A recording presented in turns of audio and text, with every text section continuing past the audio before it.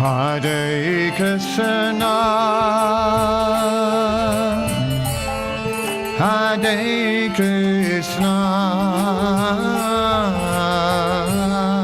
Krishna Krishna, Hare Hare, Hare Rama, Hare Rama, Rama Rama, Hare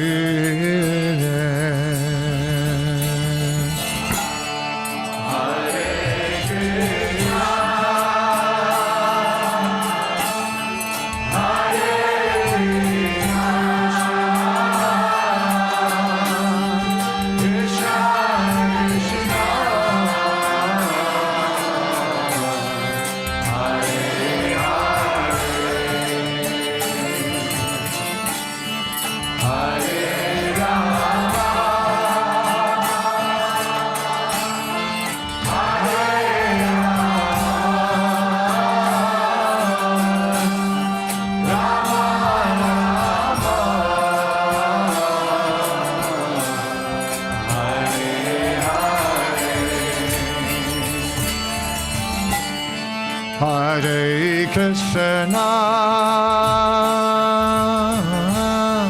Hare Krishna,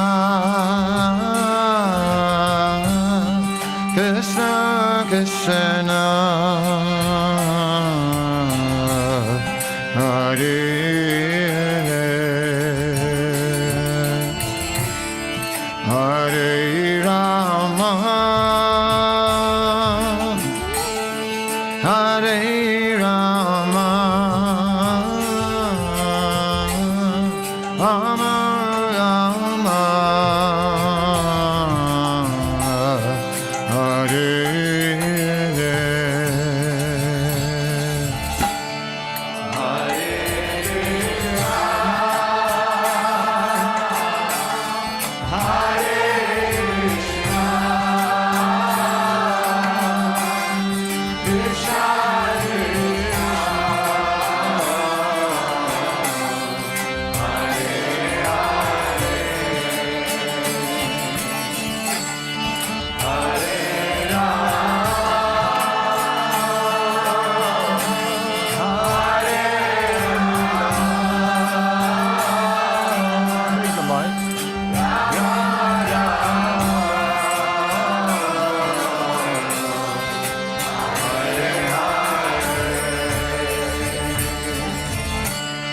Hare Krishna, Hare Krishna,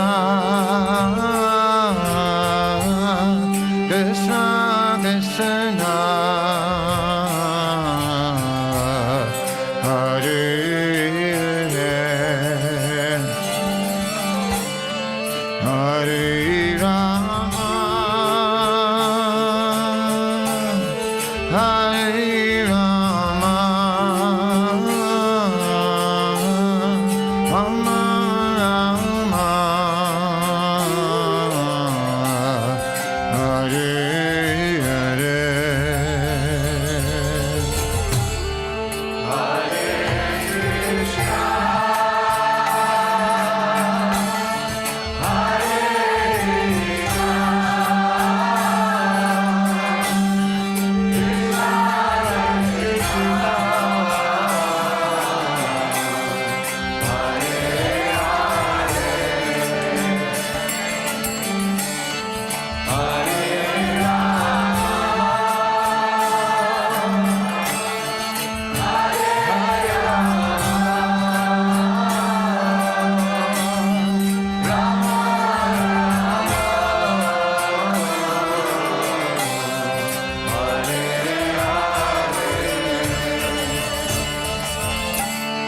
Hare Krishna, Hare Krishna, Hare Krishna, Krishna Krishna,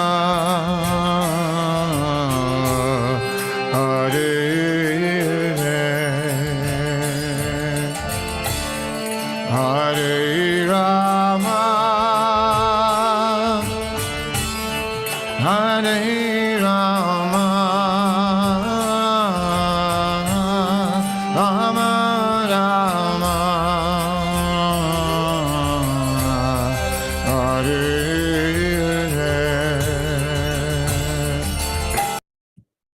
Hare Krishna devotees, please accept my humble obeisance to all blessed Srila Prabhupada. Welcome devotees to our Bhagavad Gita Circle reading program. This evening we will be continuing with Bhagavad Gita chapter 6 verse 39, and the chapter is entitled Dhyana Yoga. Without further delay, we will go right into it, and it will be read and explained to us by Mother Gita from ISKCON Atlanta. Mother, it's all yours. Thank you. Thank you, Hare Krishna. Please accept my humble obeisances always to Srila Prabhupada. Namam Vishnu Padaya Krishna Prasthaputale Srimate Bhaktivedanta Swamiti Namani. Namaste Saraswati Devi Gauravani Pracharini Nirvishesha Srinivadi Paschatya Desatarini. Jai Sri Krishna Chaitanya Prabhu Nityananda Jadvaita Gadadhar Shivasadi Gaur Bhakta-vrinda. Hare Krishna, Krishna Krishna, Hare Hare, Hare Ram, Ram Ram, Hare Hare. Continuing with reading of Bhagavad Gita as it is, chapter 6, Dhyana Yoga, text number 39. Etanme samshayam Krishna chetum arhasi asheshataha tad anyaha samshayasyasa chetanahi upapadyate. Translation and purport by Srila Prabhupada. Excuse me. This is my doubt, O Krishna, and I ask you to dispel it completely. But for you, no one is to be found who can destroy this doubt. Purport. Krishna is the perfect knower of past, present, and future. In the beginning of the Bhagavad Gita, the Lord said that all living entities existed individually in the past, they exist now in the present, and they continue to retain individual identity in the future, even after liberation from the material entanglement. So he has already cleared up the question of the future of the individual living entity. Now, Arjuna wants to know of the future of the unsuccessful transcendentalist. No one is equal to or above Krishna, and certainly the so-called great sages and philosophers who are at the mercy of material nature cannot equal him. Therefore, the verdict of Krishna is the final and complete answer to all doubts, because he knows past, present, and future perfectly, but no one knows him. Krishna and Krishna conscious devotees alone can know what is what. Text 40. Shri Bhagavan Vacha Partha Naiveha Namutra Vinashastasya Vedyate Nahi Kalyana Krit Kaschid Durgatim Tata Gachati. Translation and purport by Srila Prabhupada. The Supreme Personality of Godhead said, Son of Pritha, a transcendentalist engaged in auspicious activities does not meet with destruction either in this world or in the spiritual world. One who does good, my friend, is never overcome by evil. Purport. In the Srimad Bhagavatam, Canto 1, Chapter 5, verse 17, Sri Narad Muni instructs Vyasadeva as follows. Tyaktva swadharmam charanam bhujam harir bhajan apakvotha patet tato yadi yatra kva vabhadram abhut amushyakim kovartha apto bhajatam swadharmataha. If someone gives up all material prospects and takes complete shelter of the Supreme Personality of Godhead, there is no loss or degradation in any way. On the other hand, a non-devotee may fully engage in his occupational duties and yet not gain anything. For material prospects, there are many activities, both scriptural and customary. A transcendentalist is supposed to give up all material activities for the sake of spiritual advancement in life, Krishna consciousness. One may argue that by Krishna consciousness, one may attain the highest perfection if it is completed. But if one does not attain such a perfectional stage, then he loses both materially and spiritually. It is enjoined in the scriptures that one has to suffer the reaction for not executing prescribed duties. Therefore, one who fails to discharge transcendental activities properly becomes subjected to these reactions. The Bhagavatam assures the unsuccessful transcendentalist that there need be no worries. Even though he may be subjected to the reaction for not perfectly executing prescribed duties, he is still not a loser, because auspicious Krishna consciousness is never forgotten, and one so engaged will continue to be so even if he is lowborn in the next life. On the other hand, one who simply follows strictly the prescribed duties need not necessarily attain auspicious results if he is lacking in Krishna consciousness. The purport may be understood as follows. Humanity may be divided into two sections, namely the regulated and the non-regulated. Those who are engaged simply in bestial sense gratifications without knowledge of their next life or spiritual salvation belong to the non-regulated section. And those who follow the principles of prescribed duties in the scriptures are classified amongst the regulated section. The non-regulated section, both civilized and non-civilized, educated and non-educated, strong and weak, are full of animal propensities. Their activities are never auspicious because while enjoying the animal propensities of eating, sleeping, defending, and mating, they perpetually remain in material existence, which is always miserable. On the other hand, those who are regulated by scriptural injunctions and who thus rise gradually to Krishna consciousness certainly progress in life.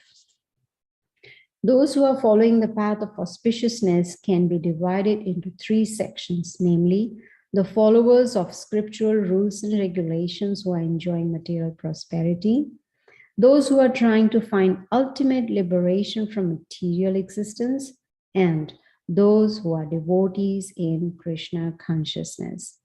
Those who are following the rules and regulations of the scriptures for material happiness may be further divided into two classes. Those who are fruitive workers and those who desire no fruit for sense gratification.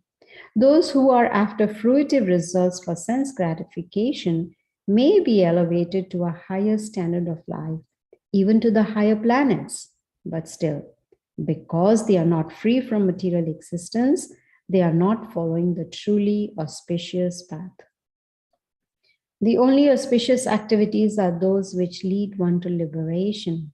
Any activity which is not aimed at ultimate self-realization or liberation from the material bodily concept of life is not at all auspicious. Activity in Krishna consciousness is the only auspicious activity, and anyone who voluntarily accepts all bodily discomforts for the sake of making progress on the path of Krishna consciousness can be called a perfect transcendentalist under severe austerity. And because the Eightfold Yoga system is directed toward the ultimate realization of Krishna consciousness, such practice is also auspicious. And no one who is trying his best in this matter need fear degradation. Text 41. Prapya punya kritam lokan usti va shashvati samaha shuchinam shrimatam gehe yoga brashto abhijayate. Translation and purport by Srila Prabhupada. The unsuccessful yogi, after many, many years of enjoyment on the planets of the pious living entities, is born into a family of righteous people or into a family of rich aristocracy. Purport. The unsuccessful yogis are divided into two classes. One is fallen after very little progress, and one is fallen after long practice of yoga. The yogi who falls after a short period of practice goes to the higher planets. where pious living entities are allowed to enter.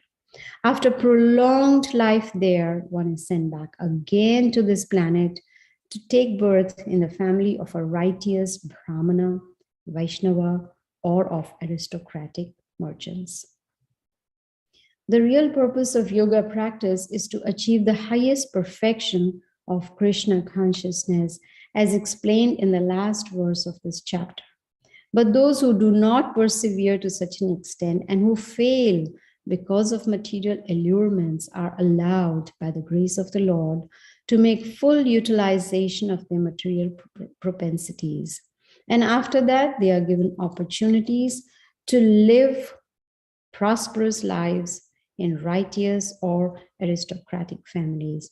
Those who are born in such families may take advantage of the facilities and try to elevate themselves to full Krishna consciousness. Text 42. Athava yoginam eva kule bhavati dhimatam etadi duralabtaram loke janma yat idrisham. Translation and purport by Srila Prabhupada.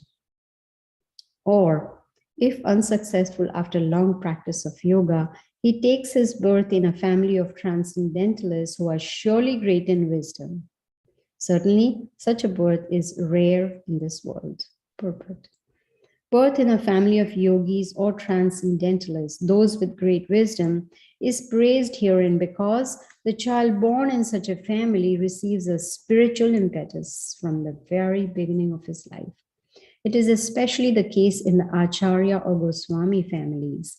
Such families are very learned and devoted by tradition and training, and thus they become spiritual masters.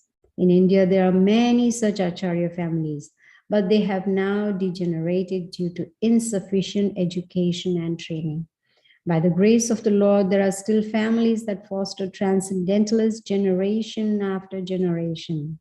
It is certainly very fortunate to take birth in such families.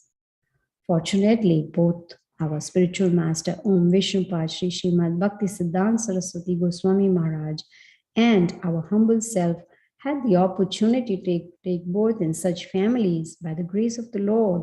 And both of us were trained in the devotional service of the Lord from the very beginning of our lives. Later on, we met by the order of the transcendental system. Text 43.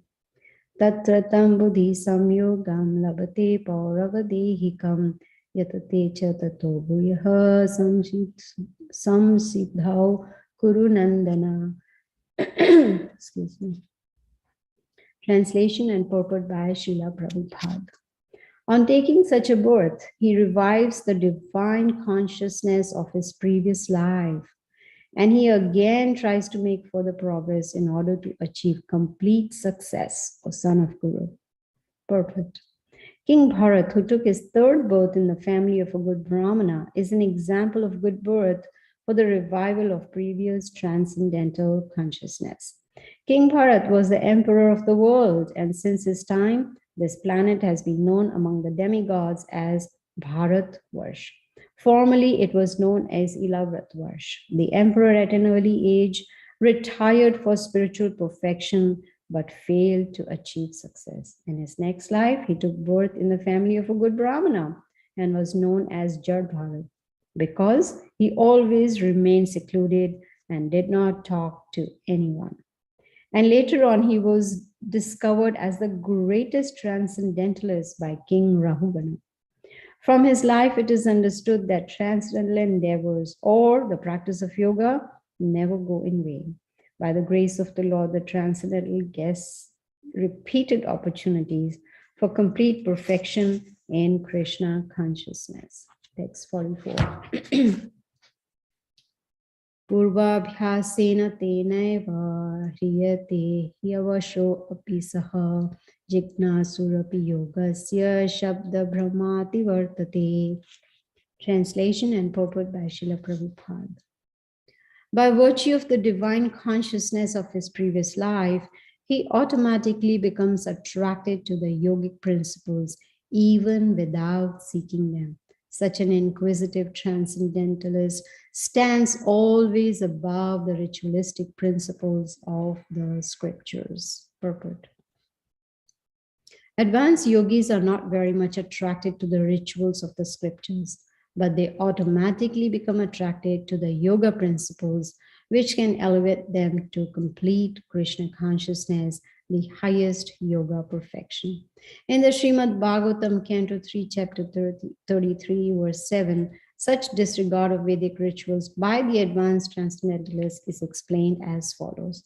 Aho bata swapacho to dharyam yad jihvagrit vartate nama tubhyam te pustapaste juhuhu sasnur arya brahmanuchur nama grananti yete.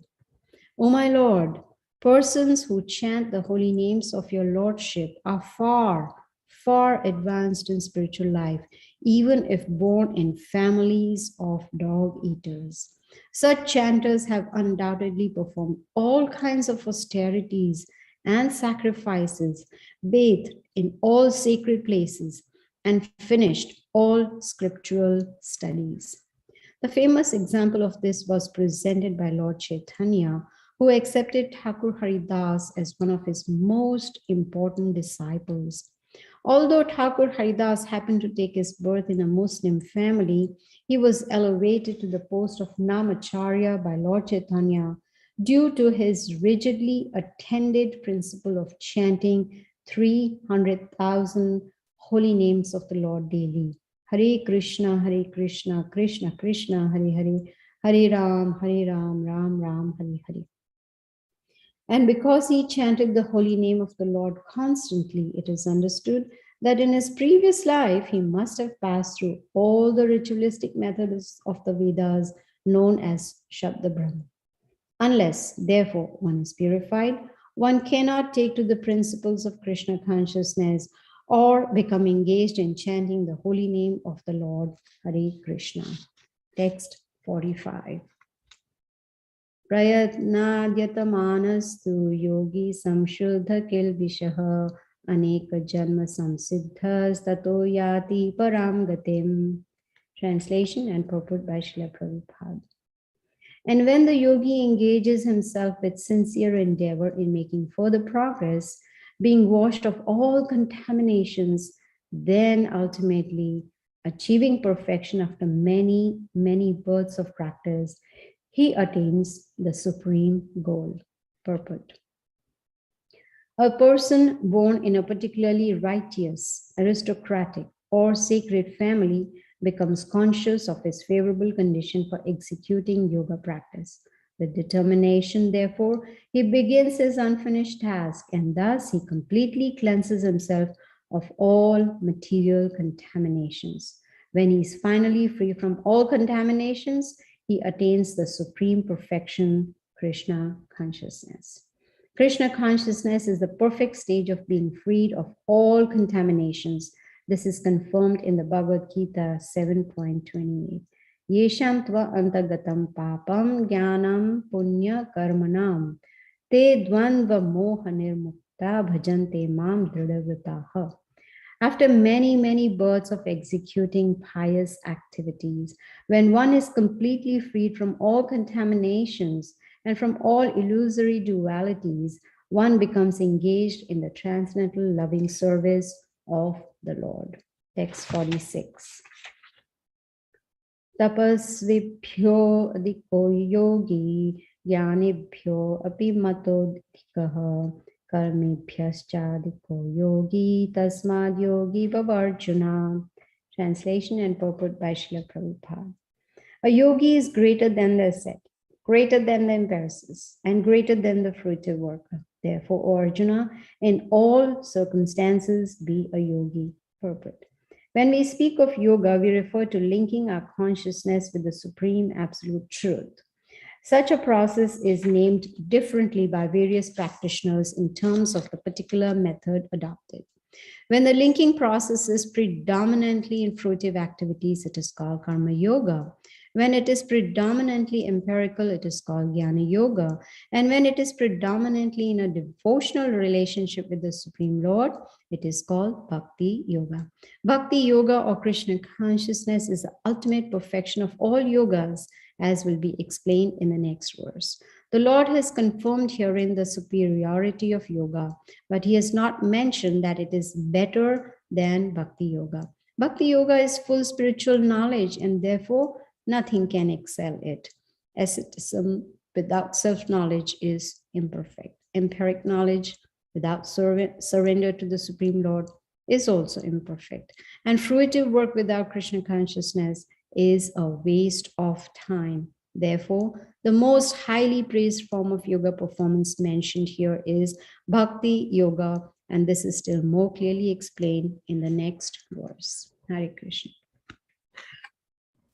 Thank you so much, Mother, for reading these few verses. It's pretty powerful. And you know, every time we read Prabhupada's purports, I know one thing that comes to my mind, which we have talked about in our morning classes, that Sri Prabhupada make it so simple. And sometimes, not many times, I wonder, Mother, you know, if it's so simple, but we make it so difficult for ourselves to follow the simple words by Sri Prabhupada.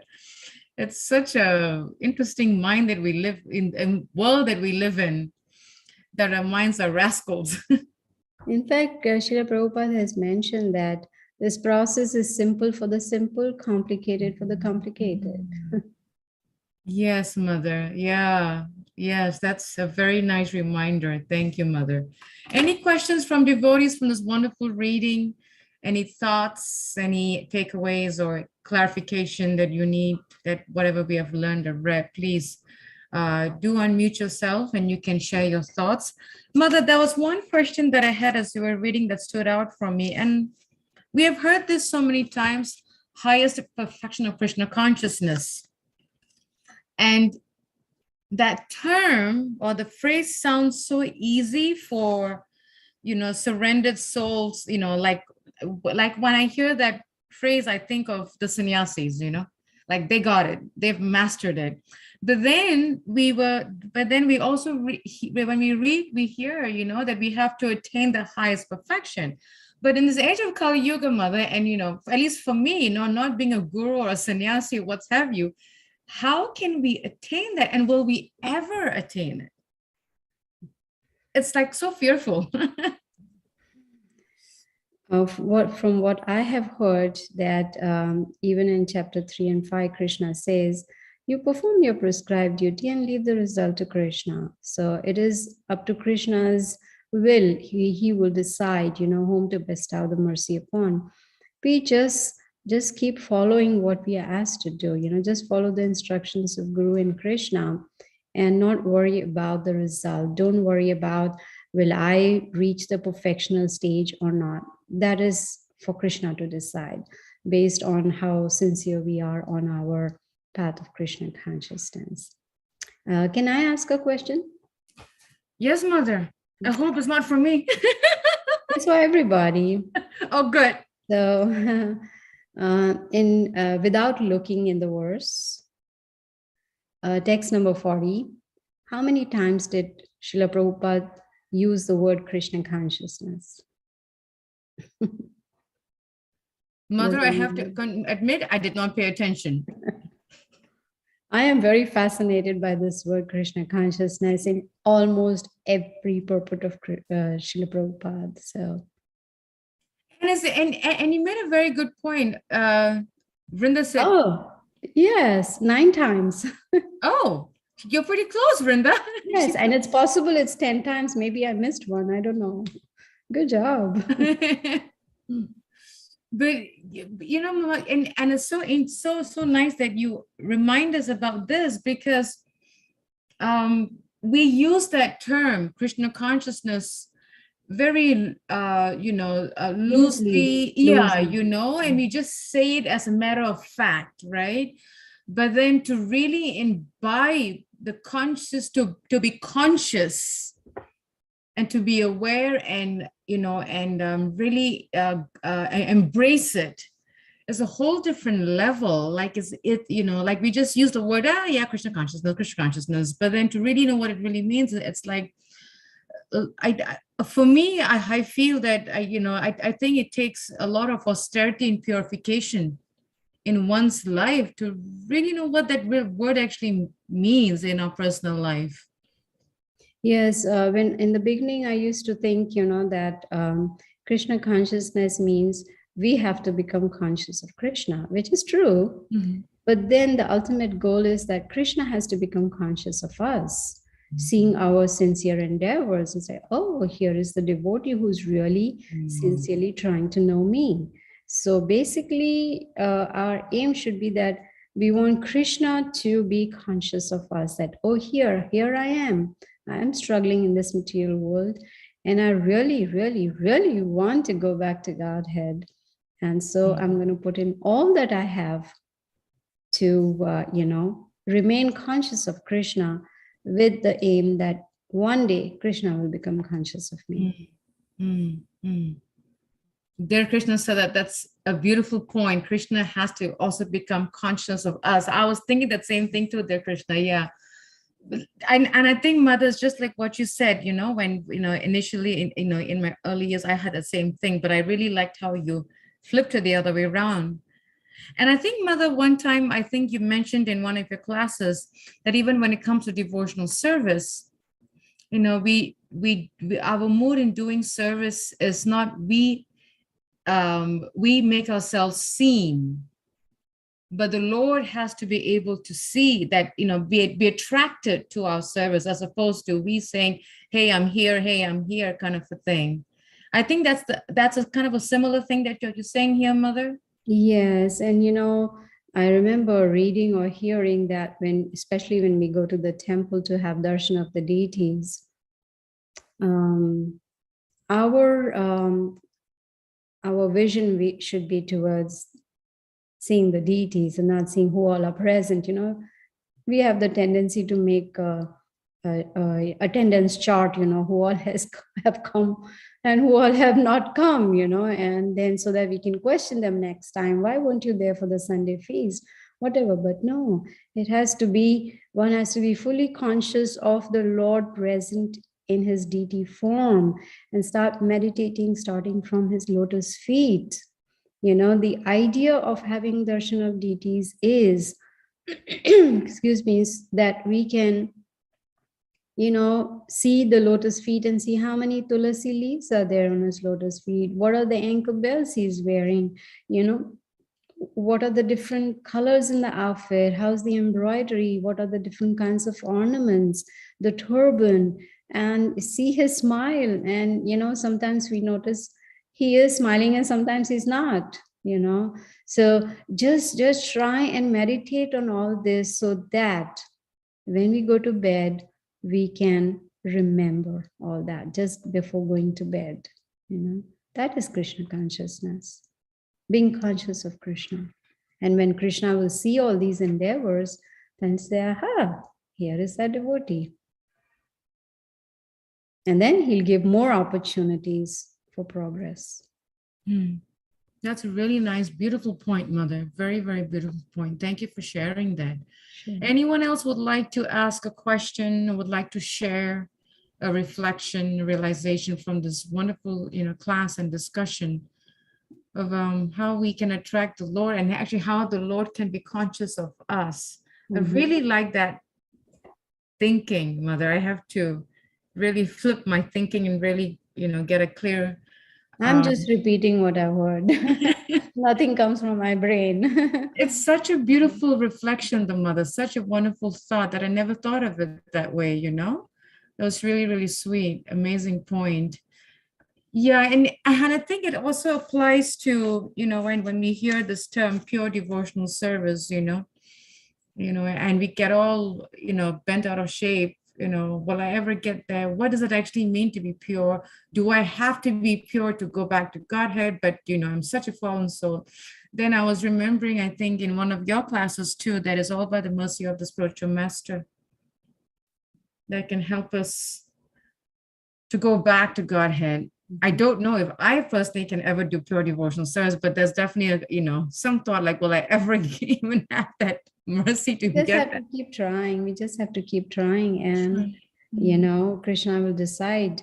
I remember hearing this very nice example that if the student is attentive, is doing all the projects, and is getting good grades, whatever it may be, but at the end of the term, especially in India, we always have final examinations Mhm. where they're very, very strict, that you got to pass that to go to the next grade. It's not that you just go. My grandson was here yesterday, to bring me a gift for Mother's Day. And I asked him, so how's school? Good.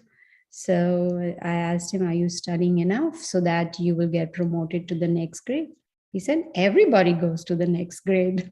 And I was like, okay, this is how it is, everybody goes to the next grade. So it is, we just have to pay attention to our devotional service. What are we doing? Are we chanting attentively? Are we reading Srila Prabhupada's books every day? Are we attending at least one Bhagavatam class a day? Are we eating only Krishna Prasadam?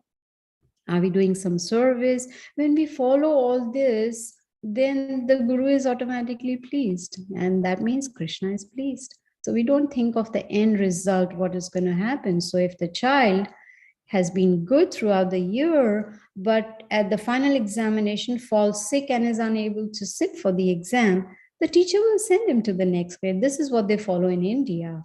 I don't know if they still do, but in my days they did. So based on what the child has done throughout the year. So same is with us. Krishna sees how much Krishna consciousness we've practiced throughout our life.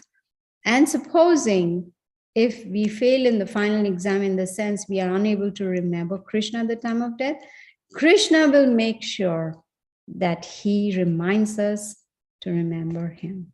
So we should not worry about the end result. Yes, maybe if we are unsuccessful, we'll come back and then we'll just continue from where we left off, But that doesn't mean we should slack in our devotional service. We continue sincerely and leave the end result to Krishna. That was really comforting, Mother. That is karma-free devotional service. Yeah, and it was really comforting how you put the whole thing together, and how your answer was really comforting. We just got to do our part. Keep at it. Like you said, we shouldn't slack. We should just stay in the process and work harder and harder, and just keep on working hard on this path of Krishna consciousness. And then the Lord will reciprocate accordingly. That was a nice one, Mother. Thank you so much.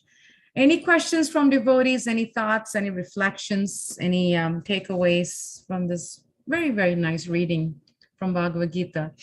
And if there isn't, thank you, Mother Gita, for reading to us. Thank you for the devotees for joining us. Vancha Krapadabhyascha, Kripasindabevacha, Patitanam Pavanebhyo, Vaishnavebhyo, Namo Namaha, Srila Prabhupada Ki Jai.